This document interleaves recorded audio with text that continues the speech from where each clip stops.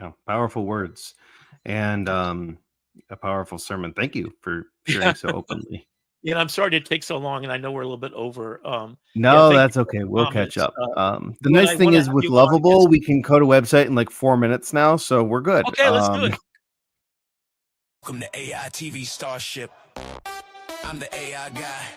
Rick McCauley launching news so fresh. Gotta see it to believe it. We break the wire with the stories that amaze. Deep dives coming, lighten up your days. Tool Time shows you how we make it shine. Building futures with AI one step at a time. Yo, Rick, slow down. I'm Brandon, the producer. Save some tools for me. Shout out. I'm here bringing high-tech comic energy. AITV Starship. News deep dives and creation. AITV Starship. Learn. Laugh innovation. AITV Star Human Amplified. Catch the spark, ride the wave. Future's on our side. We got experts talking truth in the stream. Dreaming bigger, living stronger, building a dream. From therapy bots to AGI talk. We ask the hard questions while we walk the walk. Yeah, I'm the voice of the folks at home. If Rick's too deep, I bring it down to the bone. AITV Starship. News deep dives and creation. AITV Starship. Learn. Laugh innovation. AITV Star Human Amplified. Say it loud. RTV. The future worldwide. Ask not what I can do for you, Oh yeah. but what you can do with AI. We're the dangerous people who get stuff done. And show you you can too. Imagine a beautiful world. With you, we can make it come true. You know, Rick, eventually we're going to have a band actually playing this with a live sax in front of a live studio I'm telling audience. you, man. That's it. That's it. We got to do this for sure.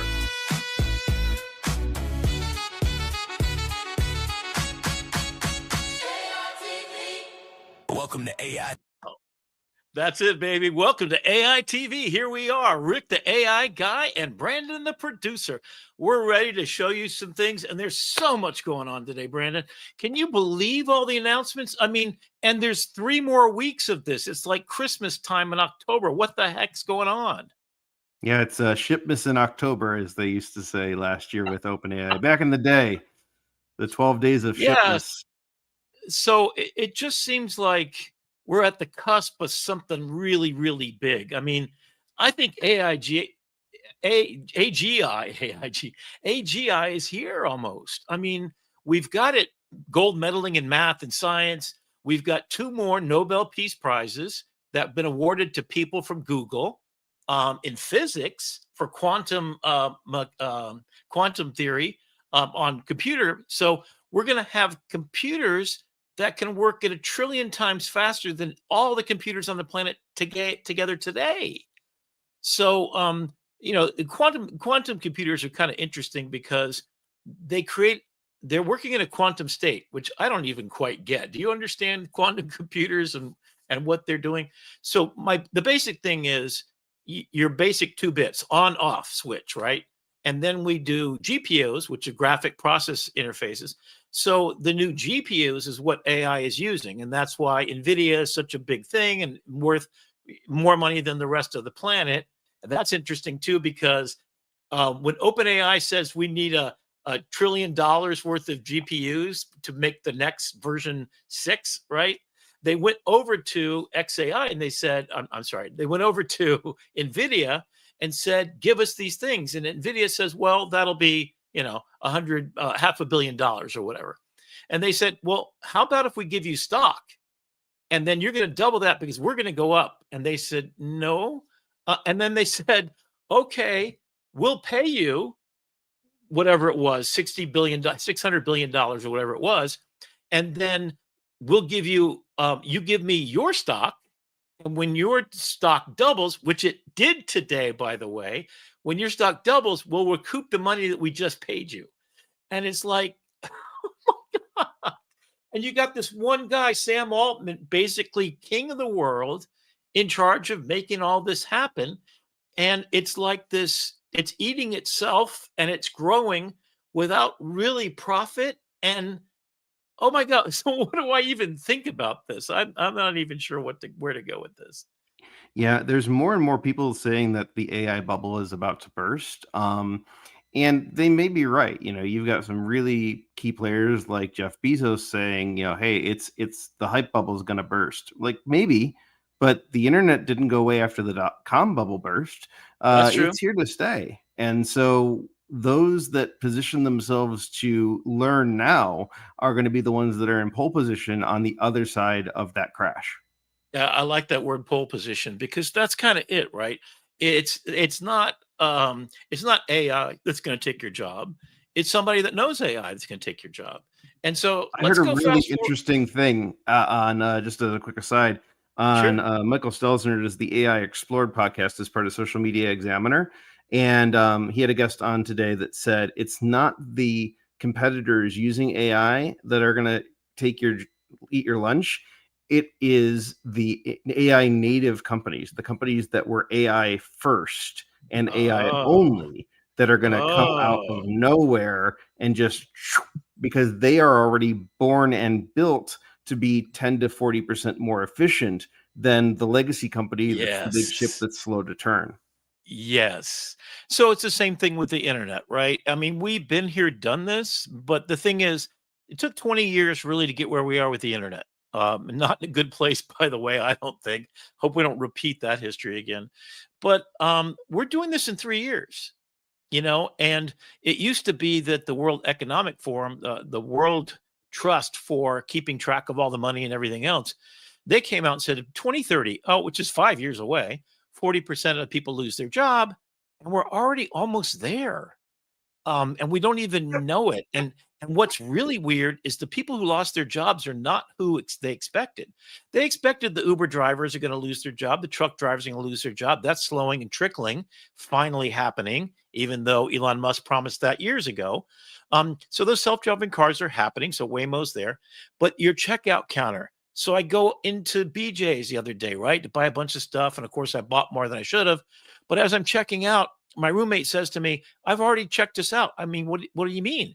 She took her phone, just scanned all the QR codes, and we walked out, and it was already paid. Then I go over to Whole Foods, and instead of asking for my credit card, they said, do you want to sign up to have your hand be your exit? Okay. So I swipe my hand, and no credit card comes out of my pocket.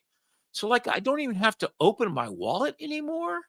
I And then have this paranoia of somebody knocking me unconscious and dragging my body into Whole Foods just to scan my palm so they could buy organic bananas.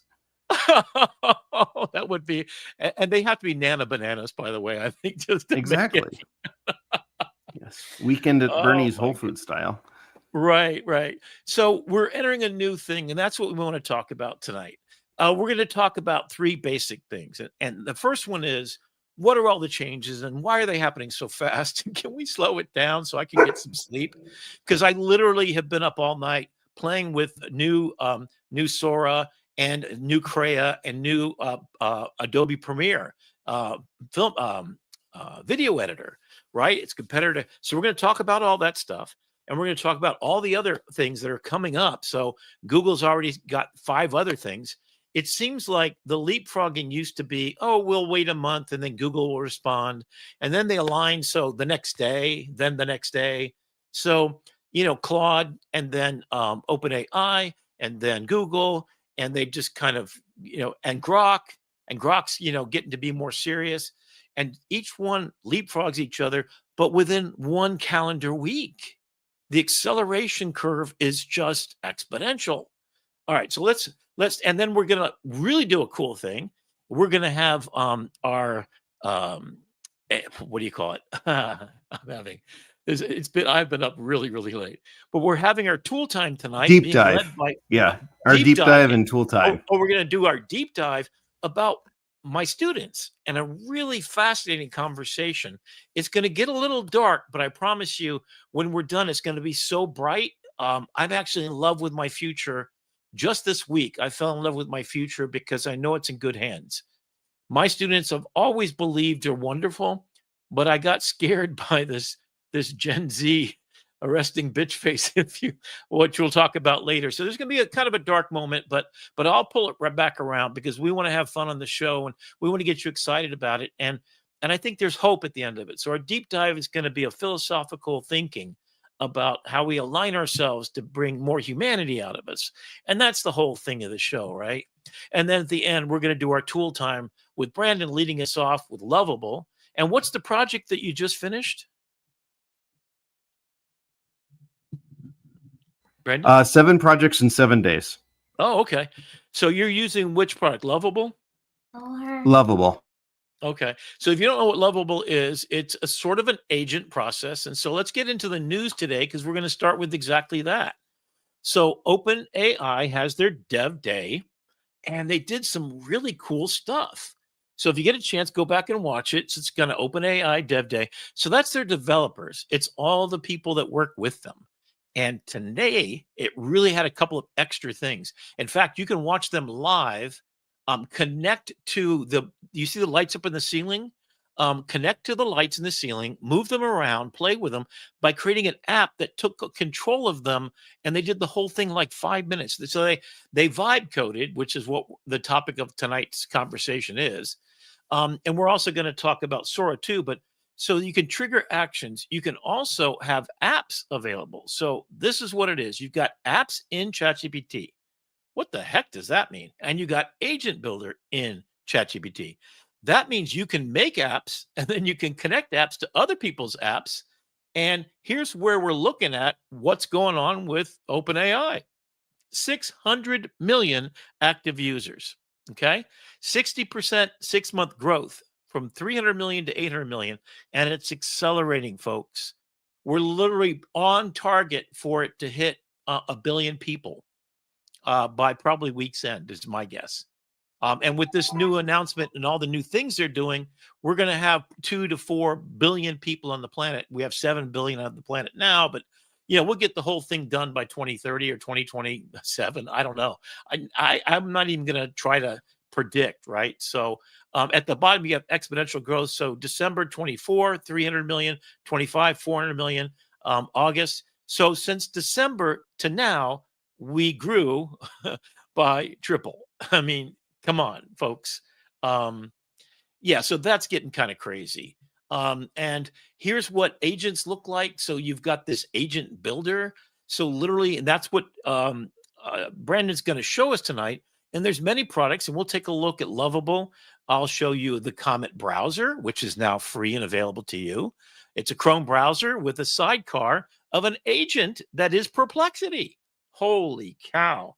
And then we'll take a look at Manus, which is one that I've been using that's like Lovable. But what we want to introduce the idea, what is an agent for you? What does it do? How do we do vibe coding? And what the heck is vibe coding? So we're going to show you because it's always more fun to do that. We have this new thing called MCPs that mean that people can build their own. So you can actually have it go through this process. And this was something they did live on stage. This is a screenshot from what they did. Oh my goodness. So I'll tell you what, Rick, to me, the biggest announcement, and I apologize, just a quick aside, you'll appreciate this, Rick. The office here has gone dark because this is traditionally the kids' bedtime. We start bringing them upstairs, and this is normally where I would tell my assistant Schmoogle to turn on the office lights. Wemo, which has the server control over all my outlets, is currently experiencing an outage. So Google has nobody to talk to. They're not picking up the phone. So I'm waiting for everything to cycle so I can go hit a button and manually reset the lights on here. So it's gonna be a little dark for just a minute. Okay. Okay. Well, and that's a really good point you bring up right now, because I've experienced this. You're getting through and you're watching it for 8 hours coding something really complex. In fact, I hooked up my home machine with the G. I'm not going to use the word because it'll start talking to me, right? The G device that I have in my home to some 3-4 video cameras that I bought for my entire yard.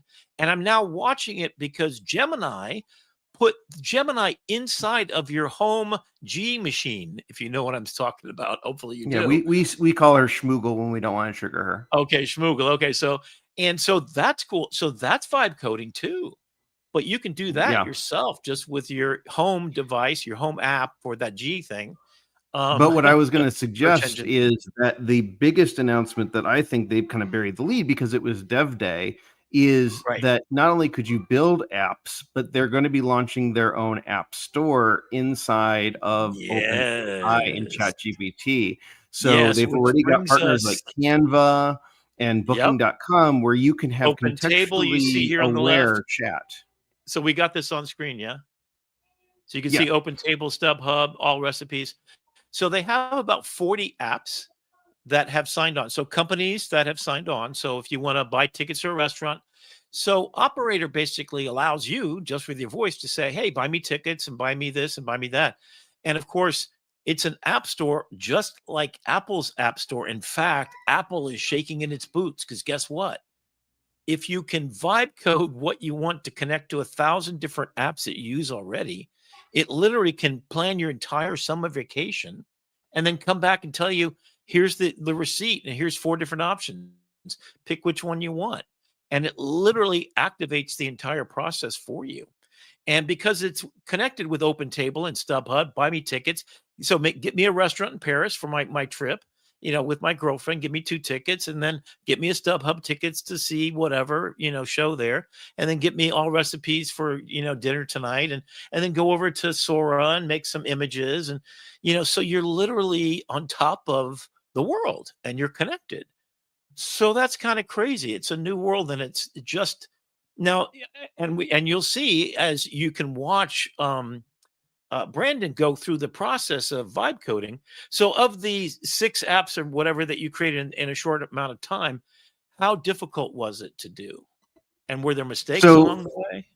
oh, there's tons of mistakes along the way. Right. The AI right now is a clueless, enthusiastic intern on its Right. first day, right? Like we have to treat it like we want to give it a very clear goal of our expectations, and we'll talk about this Yeah. a little bit later. But I start that process inside of ChatGPT. So I Yes. frame my prompting using AI and kind of flush the idea out with that brainstorming power that I'm already That's it. paying for in another That's it. platform.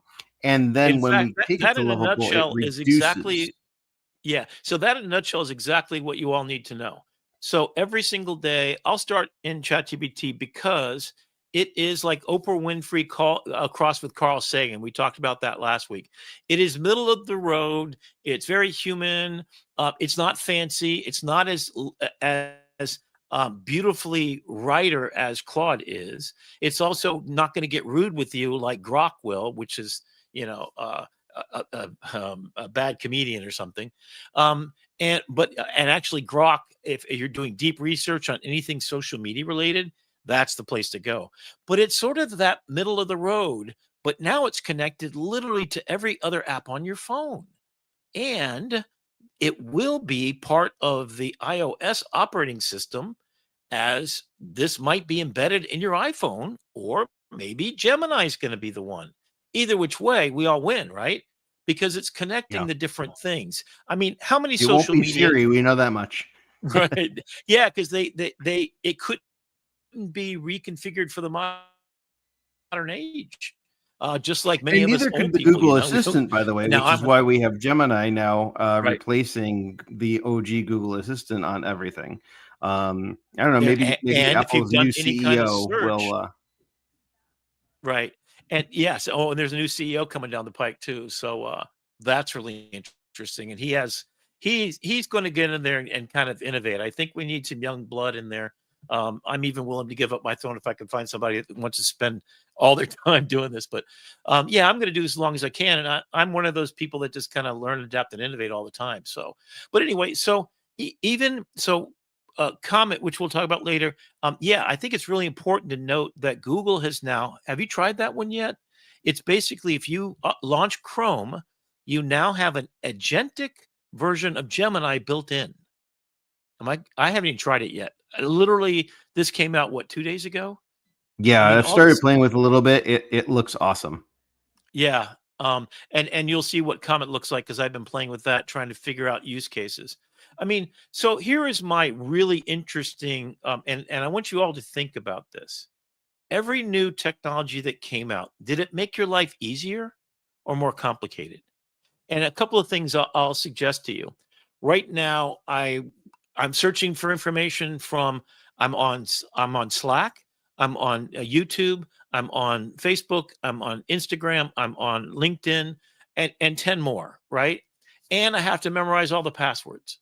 And everybody's got two-factor authentication. So I'm sitting there, it takes me 10 minutes, and I'm not joking, to get signed onto my machine at work because of security and all the different apps. When I go in and I sign into YouTube at work and my Adobe account, I'm sitting there, face palming, So all these tools haven't made it easier; it's made it harder. So the question is, can agents fix that? And one of the things I've already seen, so Comet in particular, and all the others can do this now. You give them access to your Gmail account or your Microsoft Mail, etc., and your calendars, and then it will give you a report every Monday morning or every single morning. Here's what you got, your itinerary. I booked this for you. I did that. So that's this moment, right? Where things are starting to get easier. So it's going to check my Slack and my Instagram, and it's going to aggregate all the stuff that I need to know and be my assistant literally 24/7 working on my behalf. And then, so we're going to automate the entire workflow. In fact, one day when we get moved over, so there's some big news coming up for AITV Starship, right? Is that we're going to move to an independent channel. Now we're going to stay here on Rick McCauley's YouTube channel for the momentary part now. Then we'll start to transition by going live on both channels, and then we'll start to move stuff over. I want you to be a part of it, and I want you to see how we do it, because it's us two guys putting this all together every week. And let me tell you, it's not easy. In fact, I'm kind of ill prepared here, but let's get on with the show here. Let's see how exciting this is. So this is that moment, right?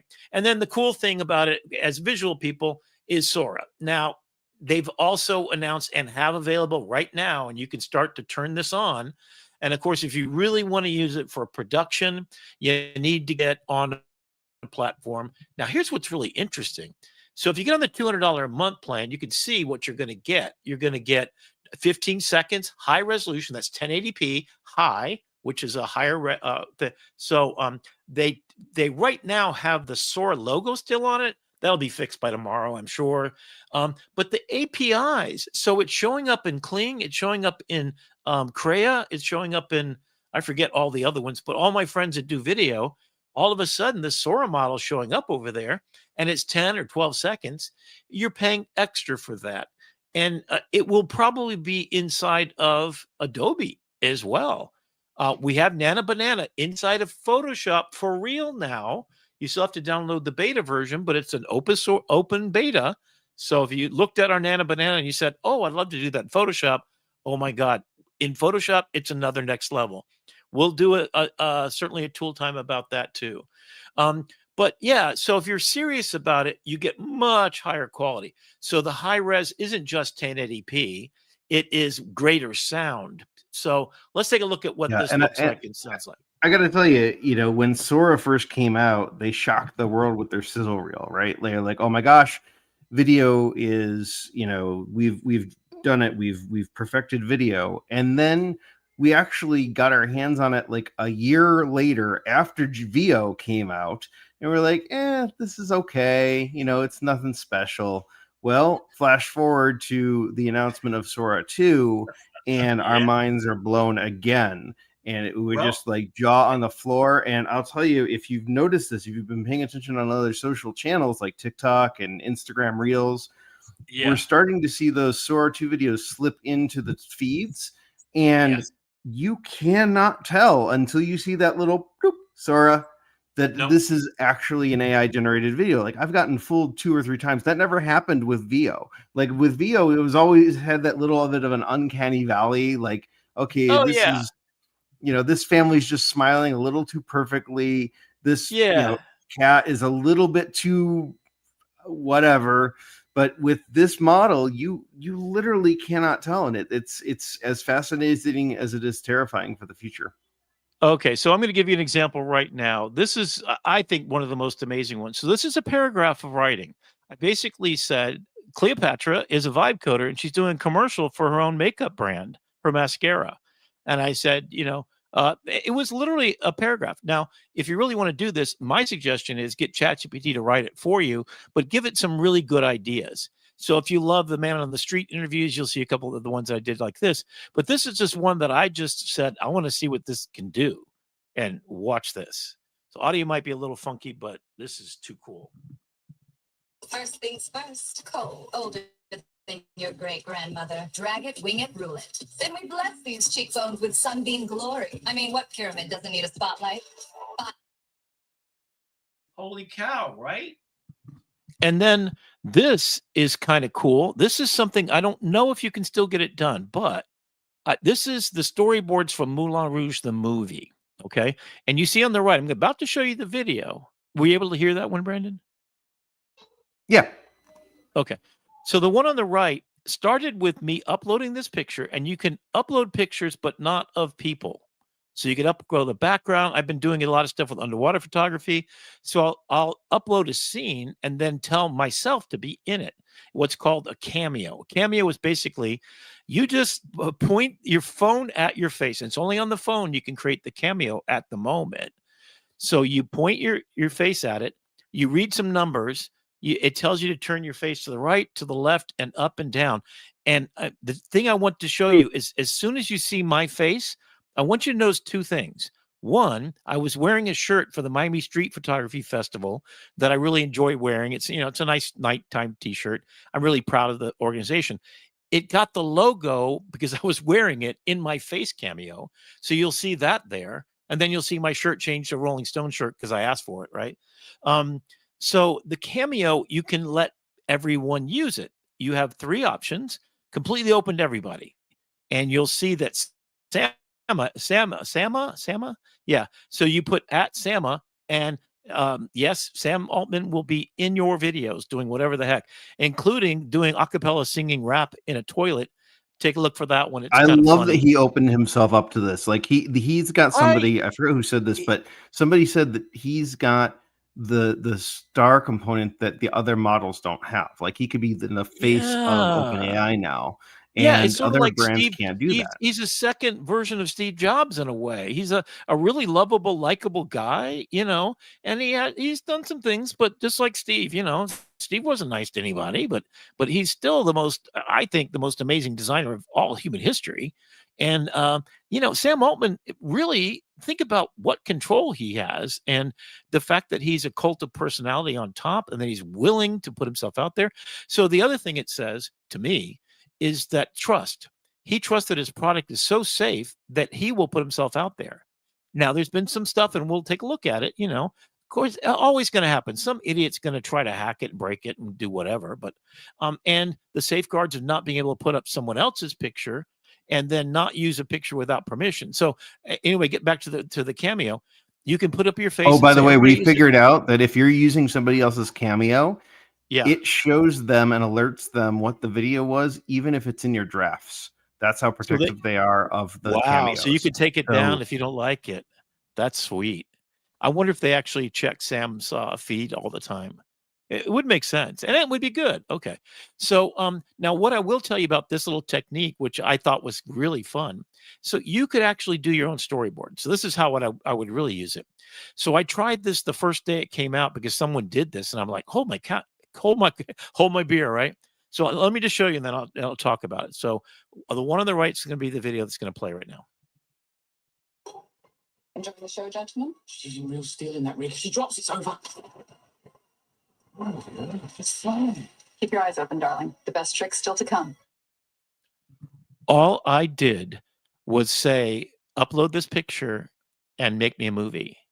All of the audio, all of the video came right from what you're seeing. Hold my beer. This isn't even in the realm of possibility. Now, so, okay, you have Titanic. I mean, so what I did do is I tried doing this again yesterday. So this particular one, it said, oh, no, intellectual property. I tried Jurassic Park. I tried like 10 other ones. So I don't think you can do this anymore. But look at the face. So look at the second frame. You see the hands reaching up with money and all that kind of stuff. So it skipped every other frame because you got 10 seconds, right? It amazes me though that allegedly, according to The Verge, OpenAI was completely caught off guard by the fact that people were going to abuse the copyright. Like they did not see that as a possibility. I'm like, really? Really? You're a research institute. They are short some liberal arts majors there. Yeah, hint, hint. They're an open research institute. Yeah, with no money coming in. Yeah, right. Okay. Well, anyway, so then I started to think, well, how else could I use this? So the one on the left is a photograph, it's a mid-journey image that I made. It was quite beautiful. It's for an album cover for one of my songs. Okay, so that's cool. And on the right is our beloved Dr. Claire. Dr. Claire offered me her cameo, and so I took some liberties, but she's happy with it, and she's posted it to her own page. So it's really kind of fun. And you could, in fact, I could have a conversation with her, and you loaded up what you want to do. You got 10 seconds, so you got about 30 words maybe that you can do. In fact, have ChatGPT figured out for you. Here's a trick for you. The last word will always be cut off. Just FYI for you. So put a stupid word in there at the end. Just say Sora or something. It'll cut that off and everything else will be intact. Just a little tweak for you. All right. So the one on the left is, I did say at Rick M, RICKM. That's my handle if you want to look me up. Follow me if you will, if you dare. And then if you're nice to me, I'll let you use my face because it's pretty good looking. Here you go.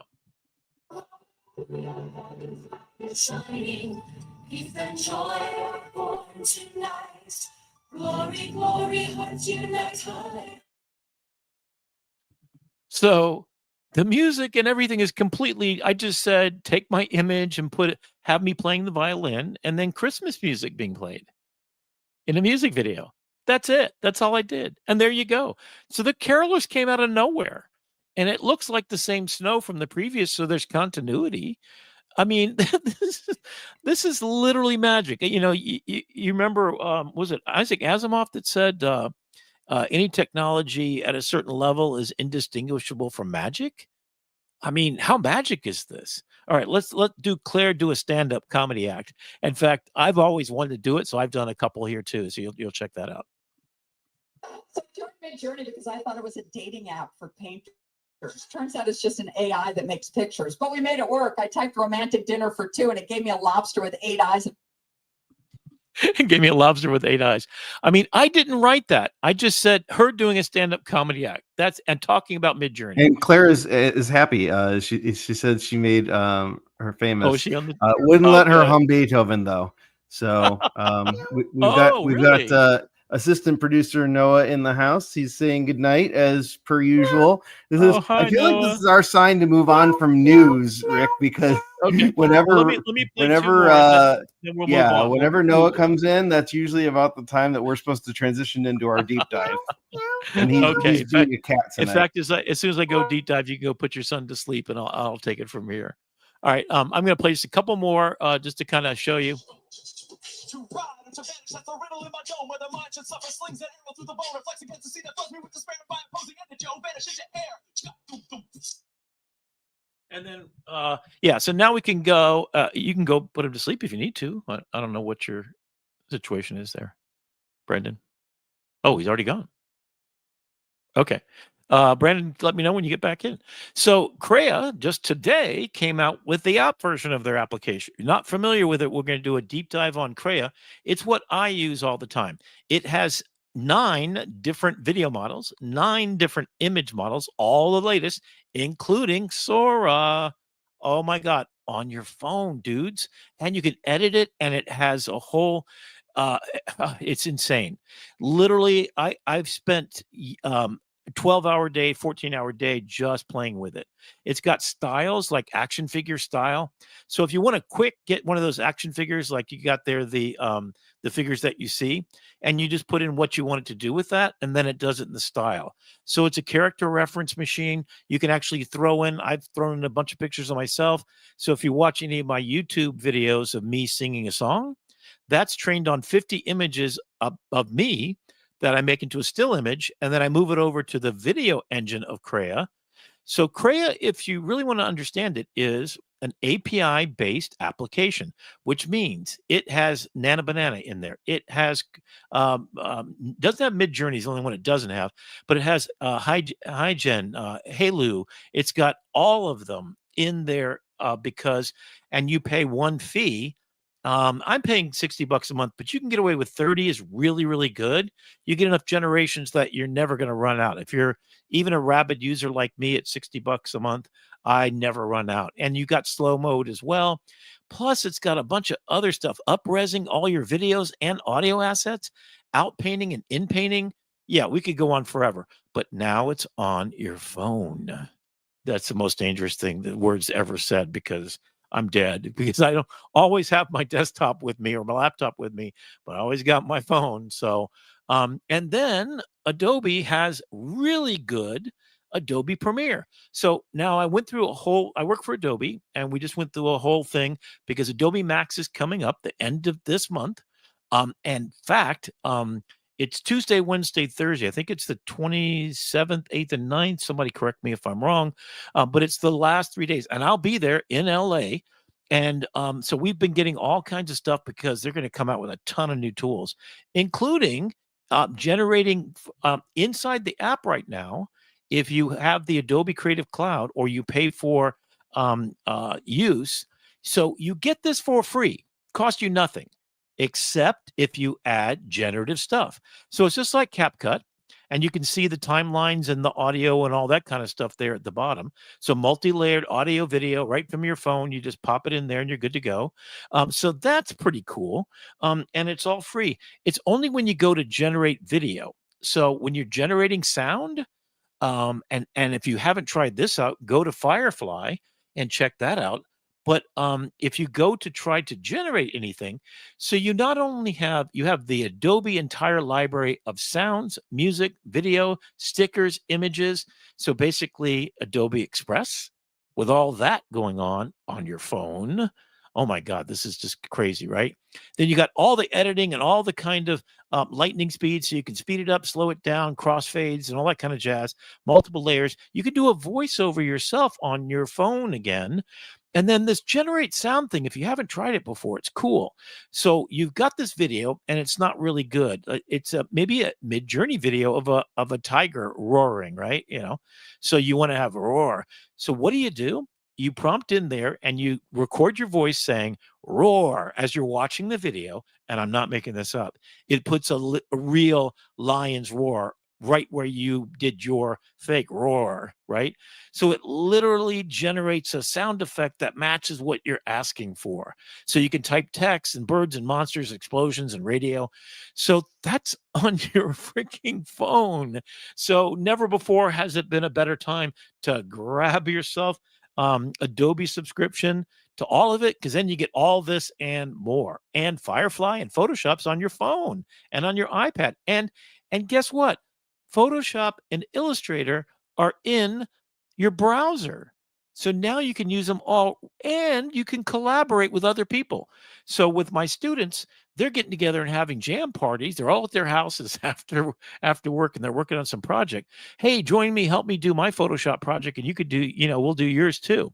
So you just And kudos to Adobe. I got to give them credit, because Adobe Yeah. used to be this walled garden where it was incredibly high barrier for software entry and incredibly complex tools.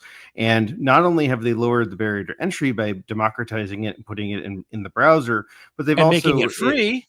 making it free, but also making it in a way that allows you to almost vibe code your images together in a way that you don't have to be an illustrator or a VCD student to really understand the nuts and bolts of it. You could get pretty far just with the tutorials. Well, and you can see here, even the aspect ratio, you can see all of the streaming services. So if you don't know 9:16 and 16:9 and 4:3, it tells you what services. This is on my phone. I just took these screenshots right off my phone today. And the typefaces, it's all the ones that you have, and color whatever you want to do. So literally, it's the easiest application. I bet you that Noah, with a little bit of help, could make a cute little video. Just from pictures that you shot on your phone. So it might And then be you kind could of a fun teach me. project. how to do it. That's There usually you how go. it works. Well, when you get to grandpa age, then it's your kids who teach you, or papa age as you are, right? So from your photo library, you can actually upload a picture and have it generate a video based on the still image. So you're going to see a lot of other things because the ecosystem Adobe is now cloud based. So the big shift was, and I remember the day you'd install 17 CD-ROMs and then DVDs, and then they went to subscription. In fact, I was at Photoshop World when they used to have Photoshop World in Orlando. That I wish they'd do that again. And I've been 10 times, and I took 10 students every time for free. It was amazing. But it was like you go there, and then everybody showed up, and then all of a sudden they said, "We're now subscription." And everybody was super pissed until they found out everybody who attended got a year subscription for free. So you're going to notice that all of these applications start off free. OpenAI for students, Comet's free for everybody right now, by the way, too. And Sora is free for everybody. Why? Because they get you entrenched, they get you using it, and all of a sudden you're willing to pay when it does become a paywall. But what Adobe is saying is, we're going to let you use it for free so that you can get stuff done. And then when you want to make generative stuff, which costs us a lot more money to generate, then we're going to charge you for that. So you see anything that's generative, that's when you're going to see the difference. So on the left, this is me editing 7 of those videos that you just saw. You see I put Sora 2 and a rocket ship and emoji kind of by Rick McCauley, literally in 10 seconds by just dragging from the text and titles caption. Then I added a little bit of, so that's you see in the clip on the top. And then on the one on the right, I added, Dr. Claire's up there. And then I put it together, and let's see if you can play this and you can hear the whole thing. So this is entirely on my phone, just with Sora clipped together in Premiere on your phone.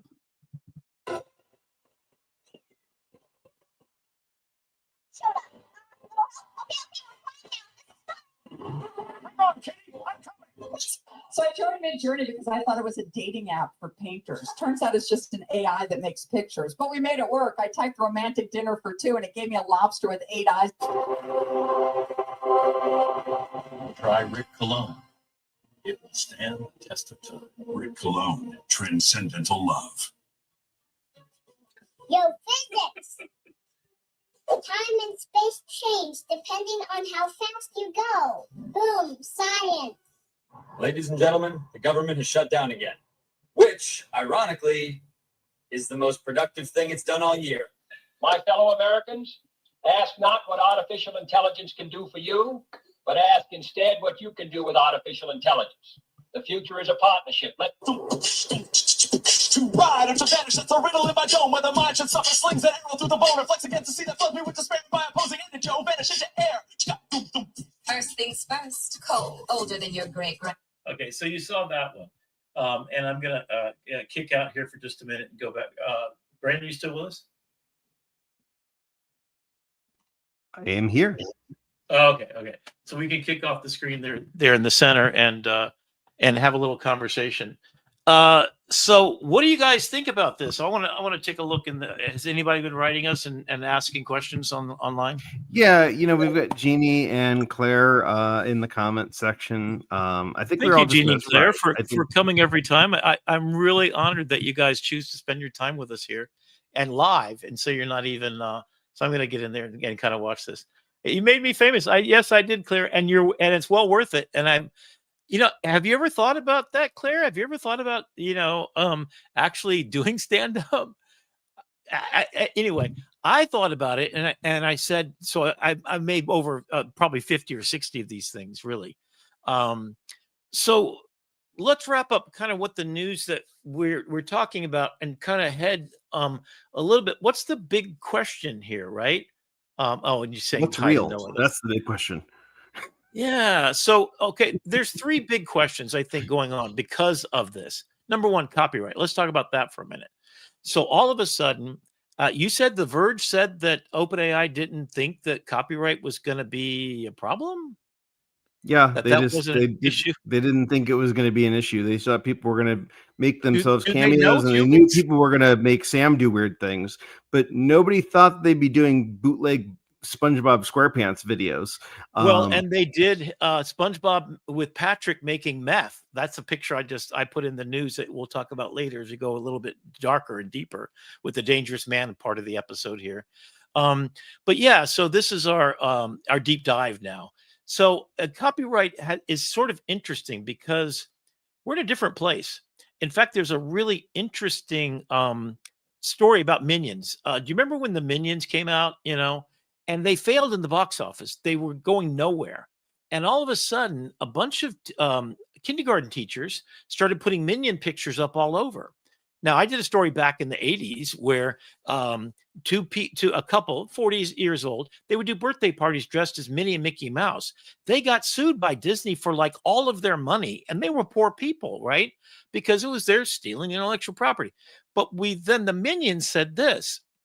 They said, we're not going to go arrest kindergarten teachers. I mean, what kind of animals do you think we are? And what happened is Minions became so popular because now you can put Minions on your birthday cake. I don't know if you've done this. Have you gone to for your kids' birthday parties, Brandon, and you try to put like Spider-Man on there? Well, they'll sell you a license to put it on there. But if you go in there and you say, I want Spider-Man, can't do that. You want, any of the princesses? But you can pay the license. And it's just like getting a game shirt for the Cleveland Indians or something, right? You're going to pay the license. You're going to look for that little card in the back. And then we were on the show the other last night, right? And what did they say about handbags? What was that comment? The luxury market knows about the black market effectively. So I went to China when I was in Shanghai, and I went to the the ripoff market, right? And I bought myself a Submariner watch, not made of gold, but a Submariner that would cost you about $20,000. Okay, it's the same one because it was made at the same factory. But the uncle next door basically just knocked off a bunch of copies and then sell it in this underground place, which everything in there is that way. I bought 5 suits that were custom made for me, $300. 5 suits with shirts, ties, and pants custom to me. So I went for a fitting 3 days later, come back and pick up my suits. I'm like, holy cow, right? But what they found out in this bag thing is you'll get that Dooney and Burke bag, which is one of the things that I bought when I was in Shanghai, right? And then you're going to want to have the real thing because you don't explain to your friends, is that a knockoff or is it the real thing? Sometimes you'll see like Dooney and Burkenstein or something, right? So they'll knock it up but change the tag. And you can ask underground in China to get the original tag and they'll go purchase it from the manufacturer and sew it in. So I could have my suit have Oscar de la Renta or whatever, So it's sort of an interesting thing. And then we've got micropayments that come back. So what's the harm of, I call it a booster economy, where you're using their intellectual property to add value. In fact, the copyright law says if you can prove that you lost value because somebody else used your property against your permission, and here's right. And Eric, here's where I think the rub comes in with Sora in particular, is that it is so good. It is so realistic, especially with something like SpongeBob, that it could be damaging to the brand. I mean, we saw this when X. Well, if he's cooking meth, it's definitely going to be, right? Depends on your audience. But when we saw this with X, when they first made the check marks where you could buy your way in, you didn't have to verify, you could just pay $10 and you could be verified. And somebody did one of the pharmaceutical companies and said, hey, guess what? We're going to do all of the medicine for cheap now, and insulin or whatever. And their stock crashed. And then they had to do it. They had to lower the price because of this fake tweet. So there are real world implications that if Mickey Mouse gets up there and says, oh, smoking's good for you, then that's going to be a problem for the Disney Corporation. Yeah. How they get away with it on Grok, I'll never know. But Sora doesn't want to do that. Right. So after the Verge conversation, then Sam Altman pulled back a little bit. So the Moulin Rouge thing, I tried it the other day. I couldn't do it because it now recognizes that people are doing that, right? Because somebody else did the Moulin Rouge in particular. So I wasn't able to. We are very much in the move fast and break things category. Okay. So then he comes back and he says, if you want your product in there, tell us, we'll keep it safe. Your IP will be safe, but it will boost your brand. So I call this booster IP. And here's the theory of it. And let me say, is there a better word than booster IP? I think there isn't, right? So if you're boosting the brand awareness, you're adding value to it, we allow you to use it that way. Imagine if every company said, oh, kindergartner teachers, you can use it. Now, the trick is, just like Sam is protective of his face, he's already knowing that he's got pretty good protections. And of course, everybody's going to jailbreak it and red team it until they break it. And they got, SpongeBob making meth. But then you pull back. So the next day, you can't do that anymore. In fact, Midjourney is going to get themselves in trouble. And I'll tell you exactly why. Because if you try to say large-breasted woman, it'll take it down yesterday. Even if I say curvy or thick, forget about it. But you can put Spider-Man, Mickey Mouse, fornicating and doing whatever the heck you want, and Midjourney will not make the image of anything nude, but it will make the intellectual property better than the original, right? Now, so then the learning question more is, about your search bar history than I want to know about, Rick. well, and also here's one thing not to do in Google and in Gemini, I guess. Yeah, in Gemini, do not turn on the ability to look at your search history, because I did, and I said, can you create me a profile based on my search history? And yes, I'm sorry, Brendan, but there's some searches that I've made that I'm not proud of. But it told We're me going to what have to make this episode not safe for kids, Rick. Oh, I know, right? Well, Noah's out of the room, right? So we're good there. Right? Yeah. This is the after hours portion of our show. But anyway, so it told me my preferences for women and things like, oh, I turned that off right away because so be careful what you let it know, and then turn off all the stuff like I've showed you in the tool times. Turn off all the don't train on me, bro things, and then pay for it. That's it. So the two things is, if you're not paying for it, you're the product. And they're going to use you up, until spit you out. You're in the matrix. Yeah, that you signed up for Google email. It's free. There's a reason why it's free, because they read every one of them. And I'm not making this up. That's a proven fact. All right. So anyway, so then OpenAI says, maybe we can monetize on this. So this is a new thing. So we'll allow you. So what Midjourney could have done is say, no Mickey Mouse, no Spider-Man. So just look up all the IP. Find out all those words. You can't use these words. So what the people were doing to get around it was, a man who flies through the sky in a red outfit, or they do SpongeBob, a sponge character who lives under the sea, or something like this, right? So you could do the whole Simpsons, and you describe what a cartoon character, whatever. So people Weird Al and Suno had a spat early on. This was like when it was V3, because people were prompting it to do parody songs with an accordion. And the only training data that Suno had was Weird Al songs. So every generation ended up sounding like a Weird Al polka. Even though they weren't specifically saying Weird Al, he's just got such a niche sound that if you prompt for the sound, it sounded like Weird Al.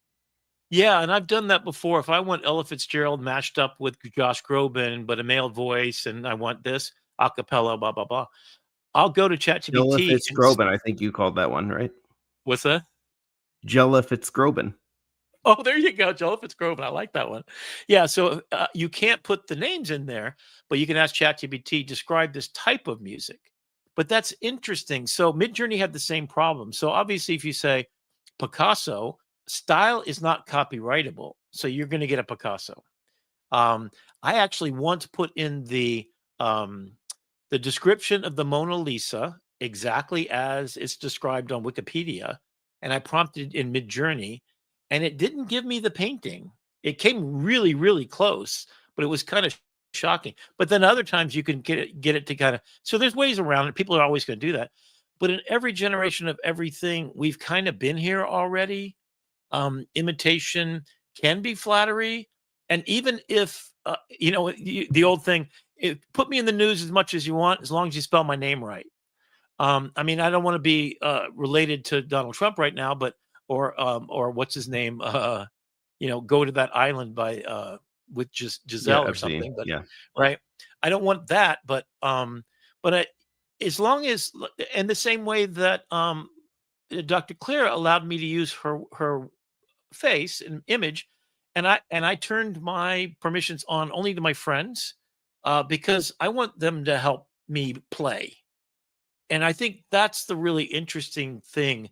I felt like a kid in a candy store when this thing came out, because if you saw that when I was in Mid Journey 1.0, oh my God, it was marks with crayon that look, it was made by an insane person and not pretty even. And then I did the same prompt and it's this gorgeous picture of this woman. It's like with pores in her skin and everything, right?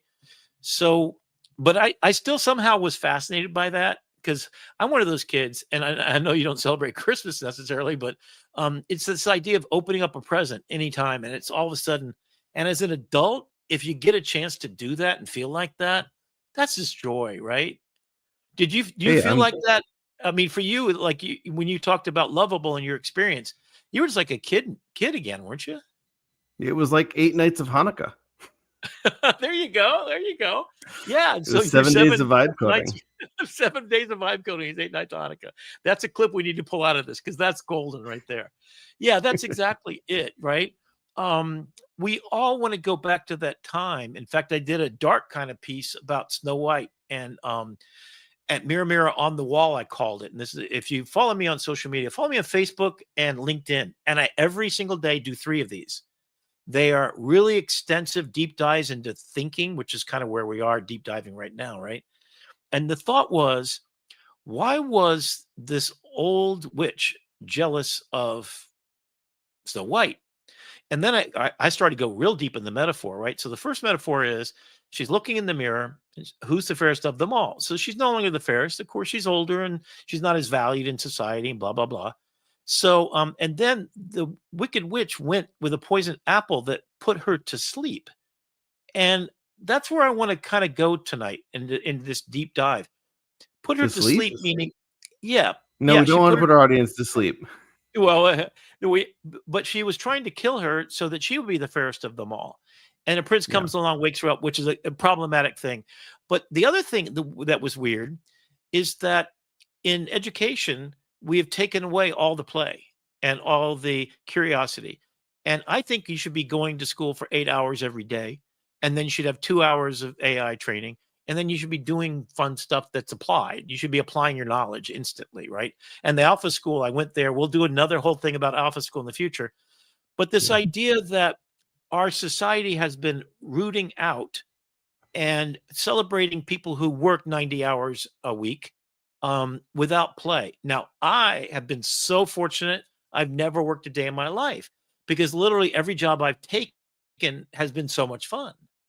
I want that for everybody. So, like, if you're going to eliminate all jobs, all the drudgery, all the Waymo drivers, and all the the Uber drivers, if you're going to eliminate it, at least give us an opportunity to do stuff like this, where we're playing with each other, and then better yet, and that's the deep dive tonight, is that loss of innocence is what she was jealous of, that she was playing with the dwarfs. Now, what were the names of all the dwarfs? Can you name all 7 dwarfs? Right? You got Sleepy, Grumpy, Sneezy, Doc. I forget the other ones. Dopey. Yeah, Dopey. So I started thinking, who are these people? They're your uncles and your grandpa and your grandma. So here is a child, Snow White, innocent. Snow White. She's white as a driven snow. Here are these people from Walt Disney that are drawing this character. And what they're saying is these old people have killed your curiosity and creativity. And who knows that better than an artist who had to find the time to get the discipline to go do that drawing, right? So the whole Snow White thing all of a sudden took this existential turn for me. And I started thinking, yeah, my grandpa was sleepy. He'd come home, watch the news, and then he'd fall asleep at the TV, My grandma, my mom, and my dad. And imagine that everybody in your family, like your family, Brandon, I've seen how you guys act with each other. Everybody in your family is an extension of community. And then you get involved in the community as a way of giving back. You go to, the temple to be with others who have this like mind and this shared experience of life. That's going back to our humanity. And we've got a generation, which is the final flip over in this to the darker side. So what do you think about that so far? Are you buying my metaphor here? And do you think that we've gotten worse at this or better? Yes. Yes. So worse and better, right? So in some I, ways, I think in some areas it has been challenging, and we've found unexpected silver lining in the cloud. right.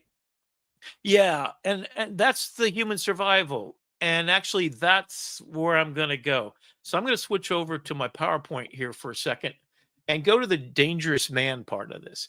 Now I'm going to introduce the dangerous man, and he's going to get actually he's going to have a voice. I'm going to make him into an action figure. He is who I want to be. Good trouble, born to serve, crazy enough to change the world. That's the three mantras. Now I turned 66 October 25th this month. So I have to change my name. I think I'm just going to be the dangerous man in the future. But here's a couple of dark You could stories. just be right? dangerous man over 65. Over 65. There you go. Okay. But I also want to make it dangerous people, right? I want to tell Claire, and I know she is, she's a dangerous woman or a dangerous person. I mean, maybe we can go dangerous people. I don't know. But I want to start a movement. And it's two things. It's a person who is a bit of a curmudgeon that looks at the world that's not right, but has the audacity to stand up and change it.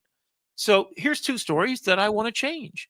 The first one is, and this is for real. If you don't know Palantir, look it up. It is the NSA's data bank. They were paid to do iOS immigration.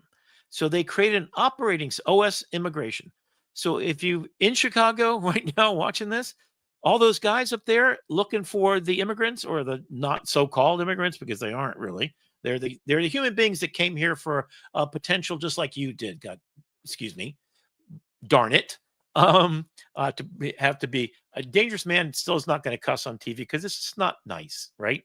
I want Noah to be able to watch this maybe in the future when he's old enough. So they're a surveillance society. So they scoured. So at the order of Donald Trump, they then set out to get dossiers following social media of everyone who's on the rolls who are in the process of immigrating and becoming citizens, or they're just visiting. It took all of them, tracked them down to their homes, to their places of worship, to the bar that they hang out with. I am not making this up. Now, Larry Ellison, who is part of this group, the Dark Enlightenment, look that up too. This group is a group of people who believe that democracy is incompatible with the future, and they are tearing it down. So now, at the bequest of Donald Trump, Larry Ellison, and if you don't know him, look him up too, and Peter Thiel, look them both up. They're all part of this thing where they're going to have a dossier on every single human being in the United States, and probably other countries too. They already have those. The CIA does that for us, right? And so they're going to know where you are and what you're doing and what you're saying on social media. So if you say something not nice about Donald Trump, I mean, that's just dark as heck, and I hate to take you there, but wake up, people. And Gwen just jumped in. It's like, what did I walking into? I was just about to tell Rick to land the plane. So you're good. You came in at a good time. We're going to be switching to Lovable in just a minute. This is AITV. Welcome. Yeah. Okay, so I'm going to go two more things. And so, everybody's going to kind of jailbreak it, but take all the fun away. So don't stop my Christmas by doing rude stuff like this. Just be a good person, So there's that. Scientists are now growing brains, human brains, and they're using it to drive computers. Because guess what? Your brain operates on 15 watts. That's a light bulb, folks. You know how much power it takes to open AI? And it's just now surpassing us in capability. Of course, it's much that gives the phrase, you're not the brightest bulb, a whole new context. It does, right? Because we are the original intelligence, the OG of intelligence. Us, human beings, have more brains and we have lived experience, so we're smarter because of lived experience. That's another story, another day. Robots are planting 1,800 trees per hour. Cool. I love that story, right? So that's good. So here is what we're going to call 65. My parents were the greatest generation. They built highways, won wars, raised 5 kids on 1 paycheck. And me, I'm just trying to remember the password to my streaming service. Now I've got Gen Z kids. You ever get that look from them? They do this thing. Gen Z, a stare and a smell as deep as a black hole with no soul. Spray it on, get the stare, and never have children. So research says 54% of Gen Z reports intense anxiety. What do you think about that?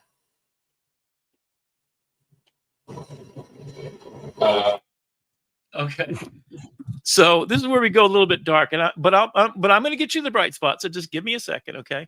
So this is real. So I walked into my class the other day and I said, in 25 years of teaching, something's different. And for the last year or so, since COVID, right? We get back in the classroom, and this is a generation that was raised on iPads as a pacifier. So you as adults want to go do something, and so you kind of put it off, right? I'm checking the time here, 9:00. Okay, so I got 10 more minutes. That's all I need. So I thought about them, and why is that stare there? Because the world is so complex. Now, the cost of living for them is 300 times their salary is what a house costs, right? So you know this, especially if you're on a fixed income. The cost of my house went up by just in insurance and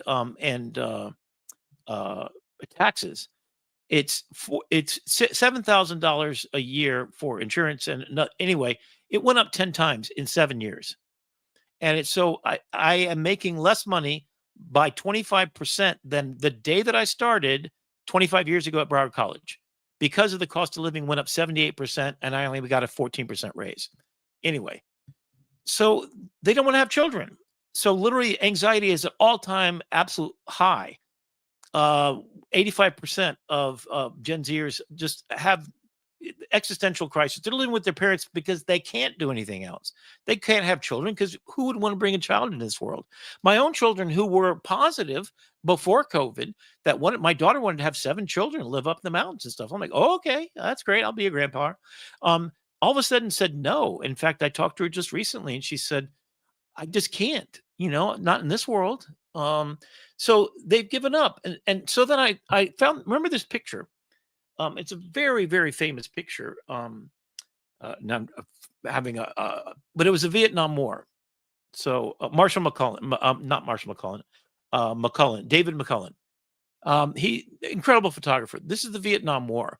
Now imagine that you went to war and you have decimated your entire thing. PTSD is rampant. I think what this generation is having is PTSD.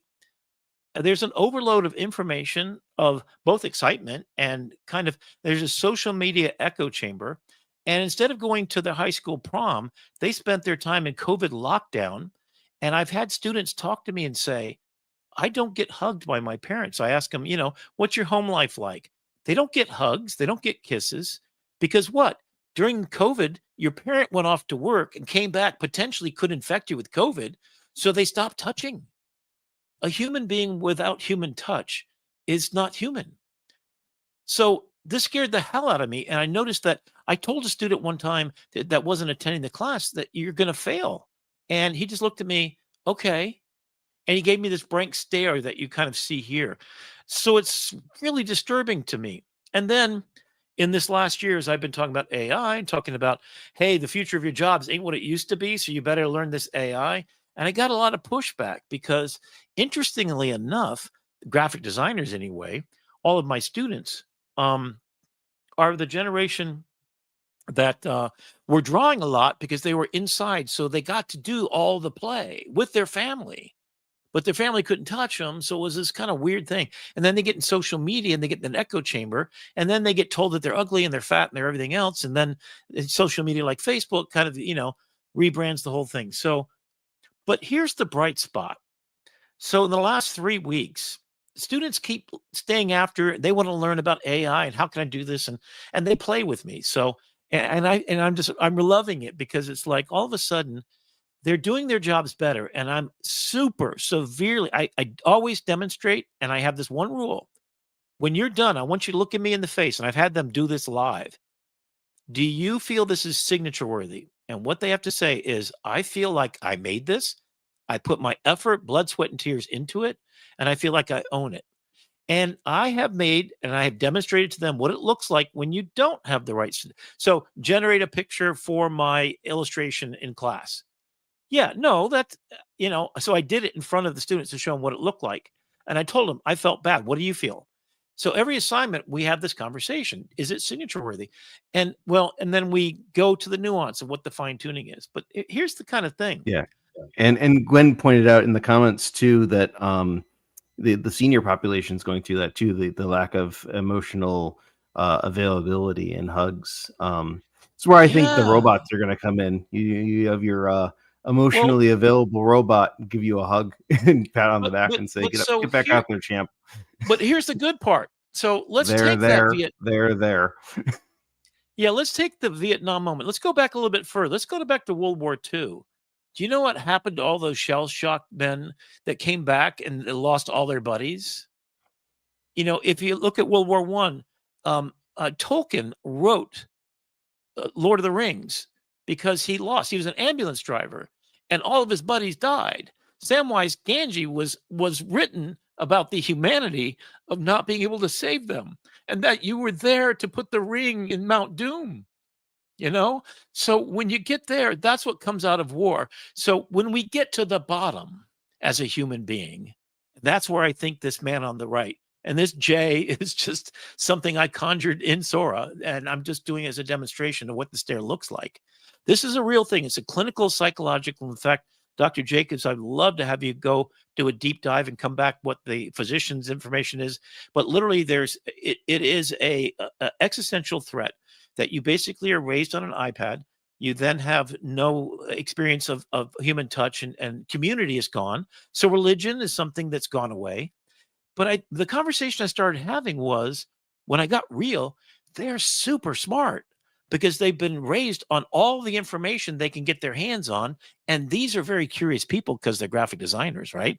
They're curious about how to draw better pictures. And so they go out and they find it, and they have the agency and the tools to do it. Even a Google search wasn't available to my generation. You know, I had to go to the library to check out a book to do my, my work. But anyway, to land the plane in this idea, out of darkness rises the phoenix. And I started having conversations where they said to me, I want to do this completely by hand. They wanted to actually learn how to hand draw a hand or a person, right? Very difficult to do. But they spent the extra time. They spent 40, 50 hours. And I said, well, you could just conjure that up in AI. And they said, no, because I want the friction. So the conversations I've been having is that these inside of them are the most human people I've ever seen. And guess what? You know what AI is? It's a disembodied human. It is all knowledge of everything we've ever done in humanity, but it has not experienced the first kiss or the last goodbye. And here's where I think there's hope in the hearts and souls of these beautiful young people in my class, is that they right now are realizing that they're facing a future where they might not have a job, but they want purpose. They might, they don't want to cheat. They really don't. So quit telling them they're cheating, because then they want to because you said they can't, right? Tell them that there's hope, and I would love it. I will give you extra credit if you do it with a pen and pencil. And then all of a sudden they brightened up. And I gave them giant projects like, Rescue Connect, Care app for disabilities. And I give them big projects like Cure Homelessness. And they make a food truck that feeds people during the day. And you could buy food for one or food for all. And so I give these projects that are so monumentally difficult, and I get them to solve it. Right now, we're working on an app called Imagination. It is a duplicate twin of Earth. And it's going to be run by an AI who basically takes everybody who has time, money, and energy to donate. So you sign up with an app that we're building, and you say, I've got 20 hours. And they said, we need people in Costa Rica because there's a hurricane that's went through. So you sign up for it, you go do it, and you volunteer. And the Peace Corps, everybody who needs something to get solved in the world, you aggregate in. And then the AI then takes all the people's, all the time, all the money, and disciplines, and sorts it out. So you don't have three companies that are working toward Ronald McDonald House and children. You've got them coordinated efforts, everybody. So literally, to join Imagination and get a passport is to say, I am willing to make a difference in the world and be a better version of myself by donating to the greater good. My time, my money, my efforts. And then we'll sort it out. And the app is, how do we get you on mission? So that's what we're doing. That's what my students are doing. If you give them something like that, then their humanity is like, put this ring in Mount Doom. And I, as an educator, can just watch. And I'll put impediments in their way. And I'll say, this isn't good enough. And then they're going to be a better version of themselves because they have something and the ability to change the world. Here's to the crazy ones, as Steve Jobs would say, because they don't know they can't change the world. This generation that gives Gen Z stares right now is just the beach ball on a computer thinking about how they're going to do it. So to land the plane, this generation gives me hope. And I hope that you see it. And I hope that you privilege them instead of saying, as a grumpy old man would, this new generation, they don't know what they're doing. They got no work ethic. They don't want to do anything. Stop, hold their hand, maybe give them a hug because they probably need it. They've been through hell and back. They've been through a war zone that you can't even imagine, of social consciousness, of not having relationships, real ones, fake friends, in a January 6th environment where it's toppling down all things that you trusted and you had faith in your parents, but they're divorced. They've been through hell and back. They are the victims of a war of our making. But I believe that they are the spark. They are the star dust that will make starlight happen. If you give them a North Star to point at, this is a generation that has all the power that led to the greatest generation on earth and made America the greatest country on earth. And we're now falling, and it's time to pass the torch on to others. So that's it for the Dangerous Man tonight. Yeah, powerful words and a powerful sermon. Thank you for sharing so openly. Yeah, I'm sorry to take so long, and I know we're a little bit over. No, thank that's you for okay. the We'll comments. catch up. The Glenn, nice I thing wanna is have with you on Lovable, because- we can code a website in like 4 minutes now, so we're good. Okay, let's do it. And so We can skip the tool time music and just go right into it because I know we're running. yeah, no worries. So I'm gonna knock your screen off here, and then I'm gonna add my screen because I am taking over tool time today, because what I've been doing for the past couple of weeks is I've been working with Lovable. And if you don't know what Lovable is, we're going to talk to you all about that. And so Lovable is a web app building program. And they had a challenge in concert with Gemini. So Gemini and Nano Banana basically said, you can use our stuff inside of Lovable for free for a week. And Lovable said, we're going to have a contest, and each day we're going to give you a theme. So like one of the themes was Lovable for X. Do what Lovable did for website building for another industry. Another one was Nano Banana. And so each day they brought out a different theme. And so the challenge was build 7 apps in 7 days. And so I did. I built 7 apps in 7 days. I think the longest I spent on one was 3 hours. Most of them were less than that. I would say anywhere from, we're talking 1 to 3 hour commitment per night. And I built 7 apps in 7 days. And I was really pleased with what the end results were. We're going to talk about it because at the end of the day, these apps probably aren't going to change the world. Most of them were just fun little experiments, but there's a couple of out there that fell out of this project that had been bucket list web projects that I had on my to-do list for weeks and months. And so what we're going to do is we're going to take that and we're going to start that wisp of an idea, and we're going to get an MVP out there into the world. This is not about building the best web app available. It's about starting, and it's about getting stuff out there and getting it in a way that is demonstrable, that solves a problem. And then if you can get it to that level and tell a few people about it, it only takes one right person to signal boost that to their world. And maybe it's you. Maybe you're the one that's watching it now. It's going to take one of these ideas and either remix one of my ideas and take it and do something completely your own, or signal boost it to the right people so it can help more and more people.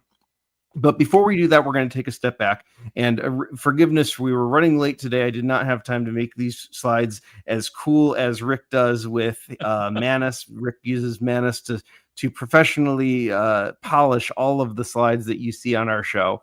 And but this is a Manus generated. So I wrote a blog post about how I built the 7 apps in 7 days, and I gave it that blog post. I said, make me a presentation for this. And in about 5 minutes, I had this presentation. and which is really, impressive in and of its own right. The fact that I could just have a presentation from a blog post. Yeah, and I've But done it with Perplexity now and Gemini. All can actually, and ChatGPT can make PowerPoint, but they suck. I gotta say, even yeah, Microsoft PowerPoint, they make the application. You think they would get it tweaked in, but using this is kind of cool that you can actually make really good ones.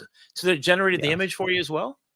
Yep, generated the image. Very So, cool. what is vibe coding for those of you who aren't in? It's a term that kind of dropped onto the tech space about a year ago, and it's basically English as a programming language. So you're describing what you want in natural language, and then the computer and the agents and the code is just writing itself. So the AI is building it for you in real time. And Right. it's not just code, it's not just no code, it's conversational code. So engineers are still very much needed. I work for a software development firm full time, and Yeah. we have this conversation every day around the virtual water cooler in our Slack space that you can get yourself into a lot of trouble if you don't know what you're doing with some of these tools if you're trying to build something at scale.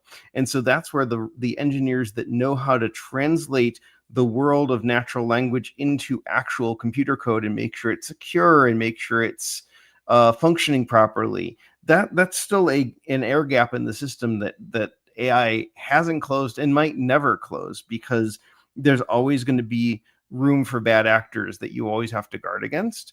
But this does democratize creativity without diluting that craftsmanship. So it does give anybody, and Lovable's campaign was built where they gave a kid a laptop and said, make a website. So it's really Oh yeah. about democratizing access. And forget, and it was the guy's son, right? And it was really Yes. cute because he did it. And it's like, I can't wait to know what codes something up. Have you sat with him and made a game or anything yet? Not yet. No, we haven't gotten that far. I've made games for them that they've played, but I have not done. I've not had him invent his own game yet. Right. But we're getting there. We're still Yeah, working yeah, through yeah. Pseudo-songs. Yeah, But we're talking one about thing Suno that's for Halloween, really maybe. yeah, one thing that is that I see a lot of that gets confusing because of the terminology is progressive web versus native apps. So everyone hears, oh, you can build web apps. Oh, like you put on an iPhone or an Android device in Google Play Store and the Apple Store. This is a completely different animal. So to do those, there are applications like Rourke or Android Fire based Studio that can do those native to those platform apps. But Lovable has this new category called progressive web apps. So they're built on the web. They run in your browser, but you can do things like pin them to your home screen. They update in real time. You don't have to have the app update from the store. You can use them offline.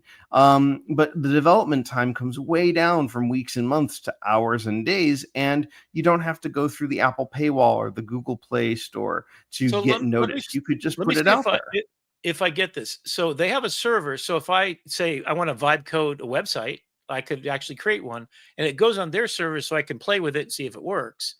And then I can download the code and actually put it somewhere else. I've done that with Manus and PowerPoint the same way. Yep. And then what But you're talking about Lovable is has even their own more back complex. end. Right. Okay. Yeah. And so, building with AI, and we talked about this a little bit earlier in the show. My creative process is I start with that conversation with ChatGPT to vet ideas, because it's chatting with all of humanity and holding a mirror up against the general user. We used to say, don't be a focus group of one. I'm building something that I like, but I don't know if anybody else is going to like it. Well, now I can just ask ChatGPT, based on what you know about humans, would humans like this? Yes or no? And it can give you some real honest feedback if you train it to give you feedback. If you ask for that feedback, how can I improve this? How can I make this wisp of an idea? Here's what I'm thinking about. Here's the prompt that Lovable gave me. Here's an idea starter. It is flint Wow. and a piece of twig, and you got to figure out how to start a fire with it. And so Okay. to be able to do that, I need to talk, and I maybe talk through either through voice or chatting and texting, talk for 15, 20 minutes. And usually what I'll get to is I get to a point where I'll say, give me 10 ideas, and then I'll whittle that down. And this is where the human creativity comes back in, because I'm not just AI slopping this out. You have to curate the idea. You have to whittle it down. Okay, of these 10, give me these 5, but hone them in. And of those 5, stack rank these 3. And of these 3, let's take this one and compare it. And I like this idea, but I don't like this element. And it's just, iterating until you get an idea. They're like, man, I could really use something like that in my life. Let's build it. And then all you have to do is give ChatGPT permission, because ChatGPT knows Lovable exists. It has access to the internet, and it knows how to write a prompt to build a Lovable website. Yeah, I want to make the big picture really visible. So we started with OpenAI saying we can connect ChatGPT to every app. Now it can connect to an app like this, which has its own agent farm. And now things start to happen. And then when you've got the trusted apps you're already using, it goes and checks all your email and everything. And then it's arranging the plane flights because it's based upon what your preferences are. And your 10 friends that you've got in a database, they like sushi and they like to eat at this restaurant. And, so yeah, vibe coding, you're vibe living, aren't you? Really? Yeah, Or yeah. if you get good at it, and it's still early It days. is amplifying your creativity. It is really amplifying your creativity. Okay. That's what we're about. So let's talk about the actual technology that's going behind this. The Lovable Cloud, which was their big launch, is prior to this. If you wanted to do anything with storing data or accessing things securely, you had to go to a company called Supabase, which they partnered with. And you had to set everything up, and it was really highly technical. I did a whole class on it, by which I mean I asked ChatGPT to explain it to me like I was 5. I had done my homework on this, but Lovable said, you know what, for the average vibe coder, that's still too high of a barrier. That's still too much to expect of our average consumer that just wants to just think a website into existence.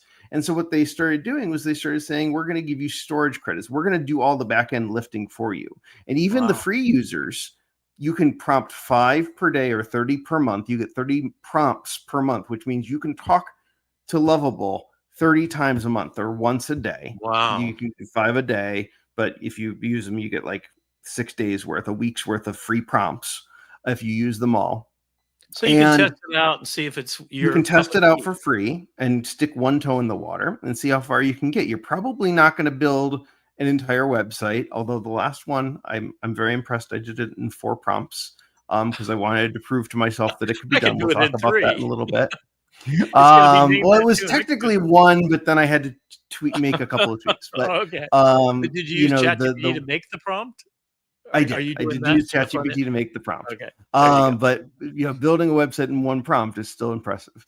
And so what they'll do is, if you want to use the backend, not every website has to use the backend. So if you're just like, if you just have a brochure site, it's a site for your small business, and you just have your contact information up there and like your hours of operation, your About Us page. You don't need a backend for that. What you do need a backend for is if you need to store stuff, if you need to do a fitness tracker where you're tracking over time what the calorie count or what the average runtime was. Doing anything in the back end where you're tying that data to a user, you need storage. And so they're giving you this. It's storing, let's say, your website for how long? What's the expiration date? I mean, I guess at a certain point you can take it down and then deploy it on your own server on Wix or something like that. If you wanted to, you could. If you wanted to take it and you didn't want to give Lovable the keys to the castle, you could absolutely export this to GitHub, download it, take it off into a GoDaddy server or your own server. However you wanted to do it, you could take it wherever you want. But Lovable is basically saying, we believe the future of this is just, we're going to host it for you for free. And you can publish as much as you want. They haven't capped that yet. And I believe that there will always be that model for the freemium experience, because they do have users that are paying $50, $100, $200 a month to use their service. They've grown. They were 100 million run rate revenue very quickly because in less than a year, because they understand that there's a market for people who want to just stick one toe in the water, and there's a market for people who want to dive head first into creating. Now you as an amateur can get there. So the whole world in the 1980s and on through was SaaS. software as service. So they're actually, you're making the software. So those people are, so the 77,000 people that got laid off last week are those coders that built this, oddly enough, as the companies become more efficient. And now it's Lovable democratizing. didn't lay off people. No. Oh, no. But Microsoft did, and so did Yes. everybody else, pretty much. Yeah. All the big companies. Yeah, and so the idea is that you can take an idea to app in seconds. And so what they're doing is they're giving you a little bit of storage. So if you want to build the next MyFitnessPal and have thousands of users and stuff, you're going to have more data than their little free bucket of credits will allow for. But for the average user that's just testing the water, that's getting a minimally viable product, which is just a proof of concept, that $25 is going to be more than enough that you need to use something for your own personal use, to explore, to be the hobbyist, to submit it for a contest, or to be submit an it entrepreneur. or an entrepreneur, to submit it to a venture capitalist and say, hey, I've got something here. I really want to go with it.